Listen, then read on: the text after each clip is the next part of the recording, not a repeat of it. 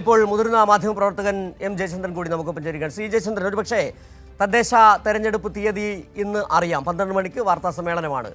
സ്വാഭാവികമായും ചില പണ്ട് മുതലേ പറഞ്ഞു കേൾക്കുന്ന ചില ചൊല്ലുകളുണ്ട്. അതായത് തദ്ദേശ സ്വയംഭരണ സ്ഥാപനങ്ങളിലെ തെരഞ്ഞെടുപ്പുകളിൽ അതാത് നാടിൻ്റെ പ്രവർത്തനങ്ങളാണ് വിലയിരുത്തപ്പെടുക എന്നുള്ളത്. പക്ഷേ നമുക്കറിയാം, കഴിഞ്ഞ 10 വർഷക്കാലം 1-2 പിണറായി സർക്കാരുകൾ, LDF സർക്കാർ കേരളത്തിന് കയ്യെത്തിപ്പിടിച്ച നേട്ടങ്ങളെക്കുറിച്ച് ലോകത്തിന് തന്നെ മാതൃകയാകുന്ന വികസന നേട്ടങ്ങളാണ് കേരളം ഈ കഴിഞ്ഞ 10 വർഷത്തിനകം കയ്യെത്തിപ്പിടിക്കുകയും ചെയ്തത്. ഒരുപക്ഷേ ഈ നവംബർ 1 നടത്തിയ അതിദാരിദ്ര്യ നിർമ്മാർജ്ജന പ്രഖ്യാപനമടക്കം 6 ലക്ഷം ലൈഫ് മിഷനിലൂടെ 6 ലക്ഷം വീടുകൾ നൽകിയത് ലോകത്തൊരിടത്തും സംഭവിക്കാത്തത്, അസാധ്യമായതെല്ലാം കേരളത്തിൽ സാധ്യമാകുന്നു എന്ന് പറയുമ്പോൾ ആ വികസനത്തിൻ്റെ സ്വാദ് കേരളത്തിലെ ഓരോ തദ്ദേശ സ്ഥാപനത്തിലും എത്തുമ്പോൾ അത് അങ്ങനെ തന്നെ വിലയിരുത്തപ്പെടേണ്ടേ ഈ തെരഞ്ഞെടുപ്പിലും? മുഖ്യമന്ത്രി എപ്പോഴും പറയുന്നൊരു കാര്യമുണ്ട്, ജനങ്ങൾ തീരുമാനമെടുക്കുന്നത് തദ്ദേശ തെരഞ്ഞെടുപ്പിലും ഒക്കെ തീരുമാനമെടുക്കുന്ന അവരുടെ അനുഭവങ്ങളിൽ നിന്നാണല്ലോ. തികച്ചും സത്യസന്ധമായ ഒരു പ്രസ്താവനയാണ് അദ്ദേഹം നടത്തിയിട്ടുള്ളത് നേരത്തെ തന്നെ. അപ്പോൾ അത് ജനങ്ങളുടെ അനുഭവത്തിൽ എന്ന് പറയുമ്പോൾ താങ്കളിപ്പോൾ ചൂണ്ടിക്കാണിച്ചതുപോലെ നവംബർ 1 അതിദാരിദ്ര്യ നിർമ്മാർജ്ജനം നടത്തിയ ഇന്ത്യയിലെ ആദ്യത്തെ സംസ്ഥാനമായി മാറിയ കേരളം അത് നടപ്പാക്കിയെടുത്ത് തദ്ദേശ സ്ഥാപനങ്ങൾ വഴിയാണെന്നുള്ളത് എല്ലാവർക്കും അറിയാം. എന്നാലും ഇന്നും അട്ടപ്പാടിയിലെ ആ ദാരുണ മരണം, കുട്ടികളുടെ മരണം അടക്കം സംസ്ഥാന സർക്കാർ അതിദാരിദ്ര്യ നിർമ്മാർജ്ജനം നടത്തിയിട്ട് ഇങ്ങനെ മരിച്ചില്ലേ എന്ന് ചോദിക്കുന്ന മാധ്യമങ്ങളാണ് നമ്മൾ കാണുന്നത്. പക്ഷെ ജനങ്ങൾ അങ്ങനെയല്ല കാണുന്നത്. തദ്ദേശ സ്ഥാപനങ്ങൾ നടത്തിയതുകൊണ്ടാണ് ഇത്രയും വലിയ കാര്യങ്ങൾ നടന്നത്. ഇനി എവിടെയെങ്കിലും നടത്താനുണ്ടെങ്കിൽ നടത്തും. അതുപോലെ തന്നെ എല്ലാ കാര്യങ്ങളിലും തദ്ദേശ സ്ഥാപനങ്ങൾ വഴിയാണല്ലോ ബാക്കി എല്ലാ പ്രധാനപ്പെട്ട കാര്യങ്ങളെല്ലാം നിർവഹിച്ചുകൊണ്ട് പോരുന്നത്. അപ്പൊ അത്തരം കാര്യങ്ങളിൽ ജനങ്ങളുടെ പുതിയൊരു പങ്കാളിത്തം ഈ 2020-2025 വരെയുള്ള തദ്ദേശ സ്ഥാപനങ്ങളുടെ പ്രവർത്തനം, അതിനെ തുടർന്ന് അടുത്ത ഘട്ടം 2025 മുതൽ 30 വരെ നടക്കേണ്ട തദ്ദേശ സ്ഥാപനങ്ങളുടെ പ്രവർത്തനം ഏത് തരത്തിലായിരിക്കണം എന്നുള്ളത് സംബന്ധിച്ച കാര്യങ്ങളും നിഗമനങ്ങളും ജനങ്ങളുടെ ആഗ്രഹങ്ങളും അഭിലാഷങ്ങളും ഒക്കെ പ്രതിഫലിപ്പിക്കുന്ന ഒരു ജനവിധിയാണ് ഇനി വരാനിരിക്കുന്നത്. അതിന്റെ സമയമാണ് ഉച്ചയ്ക്ക് 12 മണിക്ക് പ്രഖ്യാപിക്കാനും പോകുന്നത്. അതിനെ സംബന്ധിച്ച് എല്ലാവരും അത്യന്തം ആഹ്ലാദത്തോടെ തന്നെയാണ് ജനങ്ങൾ അതിനെ കാത്തിരിക്കുന്നത്. ആ ഒരു അനുഭവം, തങ്ങളുടെ സ്വന്തം അനുഭവം രേഖപ്പെടുത്താനായിട്ടിരിക്കുന്നത്. അക്കാര്യത്തിൽ ഇടതുപക്ഷ ജനാധിപത്യ മുന്നണിക്ക് ഒരു സംശയവുമില്ല എന്നുള്ളത് തന്നെയാണ് രാവിലെയും കൺവീനർ മാധ്യമങ്ങളോട് പറഞ്ഞത്. സർവ്വസജ്ജമാണ് LDF എന്ന് പറയുകയും ചെയ്തിട്ടുണ്ടല്ലോ. ശരി, ശ്രീ എം ജയചന്ദ്രൻ, ഒരുപക്ഷേ ഈ നമ്മളെടുത്ത് പറയുമ്പോൾ ഈ തദ്ദേശ സ്വയംഭരണ സ്ഥാപനങ്ങൾക്ക് മുൻപെങ്ങും ഇല്ലാത്ത വിധത്തിൽ ഫണ്ട് വകയിരുത്തിയ ഒരു സംസ്ഥാനമാണ് കേരളമെന്ന് പറയുന്നത്. ഇതിൽ എടുത്തു പറയേണ്ട മറ്റൊരു കാര്യം, കേരളത്തിന് അവകാശപ്പെട്ട ഫണ്ട് കേന്ദ്രം തടഞ്ഞു വെക്കുന്ന സാഹചര്യം, ഏതൊക്കെ തരത്തിൽ ബുദ്ധിമുട്ടിക്കാമോ ആ തരത്തിലൊക്കെ ബുദ്ധിമുട്ടിച്ചുകൊണ്ടിരിക്കുമ്പോൾ പോലും തദ്ദേശ സ്വയംഭരണ സ്ഥാപനങ്ങൾ വിഭവപരിമിതമായി ബുദ്ധിമുട്ടരുത് എന്നുള്ള ബോധ്യം സംസ്ഥാന സർക്കാരിനുണ്ടായിരുന്നു. അതുകൊണ്ട് തന്നെയാണ് ഓരോ നിശ്ചിത സമയങ്ങളിലും തദ്ദേശ സ്വയംഭരണ സ്ഥാപനങ്ങൾക്കുള്ള പ്ലാൻ ഫണ്ടിൽ വകയിരുത്തിയ തുക കൃത്യമായി വിതരണം ചെയ്യുകയും ചെയ്തു. ഇതെല്ലാം എടുത്തു പറയേണ്ട കാര്യം തന്നെയാണ്, ചർച്ച ചെയ്യപ്പെടേണ്ടതാണ്, തെരഞ്ഞെടുപ്പിൽ വിലയിരുത്തപ്പെടേണ്ടത് തന്നെയാണ്.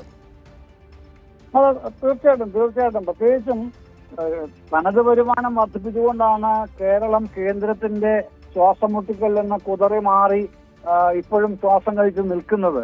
ആ തനത് വരുമാനം വർദ്ധിപ്പിച്ചതോടുകൂടെയാണ് തദ്ദേശ സ്ഥാപനങ്ങളിലേക്ക് സംസ്ഥാന സർക്കാർ, സംസ്ഥാന ധനവകുപ്പ് വീണ്ടും ഈ ആനുകൂല്യങ്ങളും ജനക്ഷേമ പദ്ധതികൾക്കുള്ള പദ്ധതി വിഹിതവും ഒക്കെയും കൊടുത്തുകൊണ്ടേയിരിക്കുന്നത്. അത് നടത്തിക്കൊണ്ടേയിരിക്കുന്നത്. അതുപോലെ തന്നെ എപ്പോഴും വിമർശിക്കപ്പെടുന്ന മറ്റൊരു പദ്ധതിയാണല്ലോ നവകേരള സദസ്സിൽ എന്തുണ്ടായി എന്നുള്ളത്. ഒരു കാര്യം ശ്രദ്ധിക്കേണ്ട പ്രധാനപ്പെട്ട കാര്യം, എല്ലാ 140 നിയോജക മണ്ഡലങ്ങളിലും 7 കോടി രൂപയുടെ പുതിയ പ്രവർത്തികൾ തദ്ദേശ ഭരണ സ്ഥാപനങ്ങൾ വഴിയാണ് ഏറ്റെടുത്തിട്ടുള്ളത്. അത് ഭരണപക്ഷത്തിന്റെ മാത്രമല്ല, പ്രതിപക്ഷത്തിന്റെയും മണ്ഡലങ്ങൾ ഉൾക്കൊള്ളിച്ചാണല്ലോ, വിമർശകരുടെ മണ്ഡലങ്ങളെ കൂടെ ഉൾക്കൊള്ളിച്ചാണല്ലോ ഏറ്റെടുത്തിട്ടുള്ളത്. അതെല്ലാം തദ്ദേശ സ്ഥാപനങ്ങൾ വഴിയാണ് നടപ്പാക്കപ്പെടുന്നതും. അപ്പോൾ ഒരു തരത്തിലുള്ള ധനദൗർബല്യവുമില്ലാതെ, ദൗർബല്യമോ ഇല്ലാതെ അത് ഭംഗിയായി തന്നെ നിർവഹിച്ചു പോയതുകൊണ്ട് സംസ്ഥാന സർക്കാർ, ധനവകുപ്പ്, തദ്ദേശ സ്ഥാപനങ്ങൾക്ക് അതുകൊണ്ട് തന്നെ അതിന്റെ യാതൊരു ക്ഷാമവും ഉണ്ടായിട്ടില്ല. കോടിക്കണക്കിന് രൂപയുടെ വികസന പ്രവർത്തനങ്ങളാണ് ഇപ്പോഴും നടന്നു വരുന്നത് എല്ലാ തദ്ദേശ സ്ഥാപനങ്ങളിലും. അതാണ് നമ്മളുടെ മുമ്പിലുള്ള എല്ലാ തദ്ദേശ സ്ഥാപന അനുഭവം കാണിക്കുന്നതും ഇത് തന്നെയാണ്. അതുകൊണ്ട് തന്നെ അതിനൊരു ഇമ്പാക്ട് ഉറപ്പായിട്ടും LDF അനുകൂലമായിട്ട് തന്നെ ഉണ്ടാകും എന്നുള്ള കാര്യത്തിൽ യാതൊരു സംശയവുമില്ല.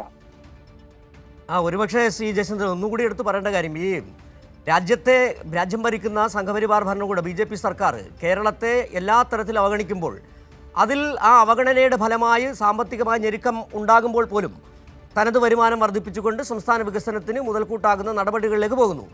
കേരളത്തിൽ തന്നെ നിരവധി തദ്ദേശ സ്വയംഭരണ സ്ഥാപനങ്ങൾ UDF ഭരിക്കുന്ന തദ്ദേശ സ്വയംഭരണ സ്ഥാപനങ്ങളുണ്ട്. അവിടങ്ങളിൽ പോലും യാതൊരു വിവേചനവും കാട്ടാതെ കൃത്യമായി തന്നെ ഫണ്ടെത്തിക്കാൻ സംസ്ഥാന സർക്കാരിന് കഴിയും. അതായത് കേന്ദ്രം കേരളത്തോട് കാണിച്ചത് ഒരുപക്ഷെ കേരളം മറ്റ് മുന്നണി ഭരിക്കുന്ന തദ്ദേശ സ്വയംഭരണ സ്ഥാപനങ്ങളോട് കാണിച്ചിട്ടില്ല.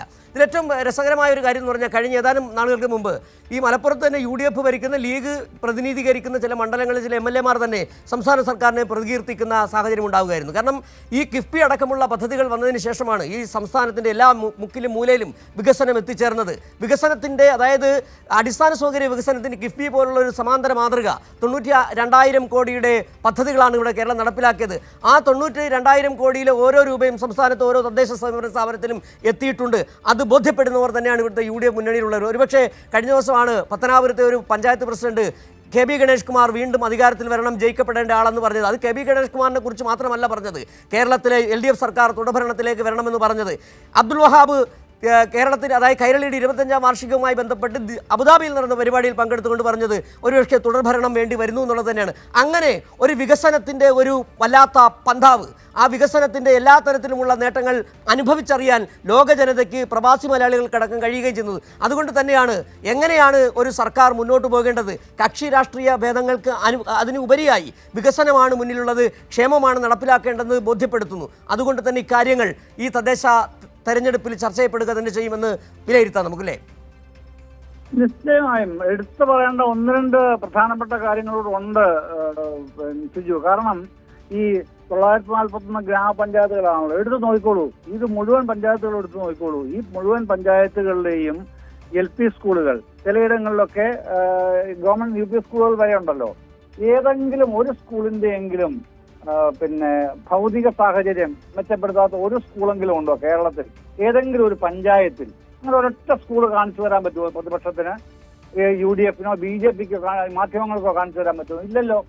അതുപോലെ ഓരോ പഞ്ചായത്തിന്റെയും കീഴിൽ വരുന്ന ഫാമിലി ഹെൽത്ത് സെന്ററുകൾ, FHCകൾ, ഏതെങ്കിലും ഒരെണ്ണത്തിന്റെയും അടിസ്ഥാന സൗകര്യം മെച്ചപ്പെടുത്താത്ത ഒരൊറ്റ ഫാമിലി ഹെൽത്ത് സെന്റർ, കുടുംബാരോഗ്യ കേന്ദ്രം കാണിച്ചു തരാൻ പറ്റുമോ ഈ UDFനോ BJPക്കോ മാധ്യമങ്ങൾക്കോ? ഇല്ലല്ലോ.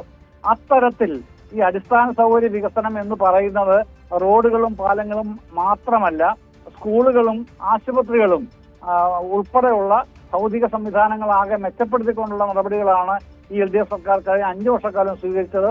അതിന്റെ മാറ്റങ്ങളാണ് ഏറ്റവും ഗ്രാസ് റൂട്ട് ലെവലിൽ, അടിസ്ഥാന തലത്തിൽ ഗ്രാമാന്തരങ്ങളിലൂടെ ഉടനീളം ജനങ്ങൾക്ക് അനുഭവവേദ്യമായിക്കൊണ്ടിരിക്കുന്നത്, അവരുടെ ജീവിതത്തെ വലിയ തോതിൽ മാറ്റി തീർക്കുന്നതും.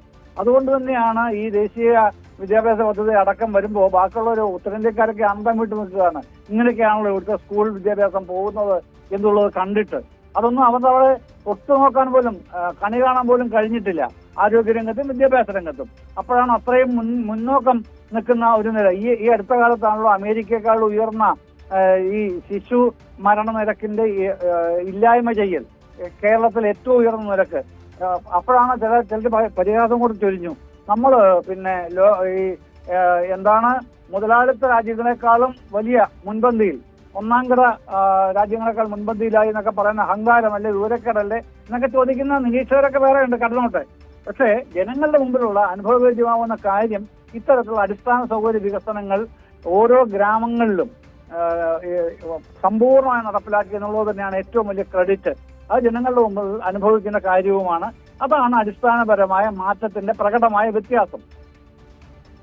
ശരി, വളരെ നന്ദി ശ്രീ M ജയചന്ദ്രൻ ഈ സാഹചര്യത്തിൽ പ്രതികരിച്ചതിന്.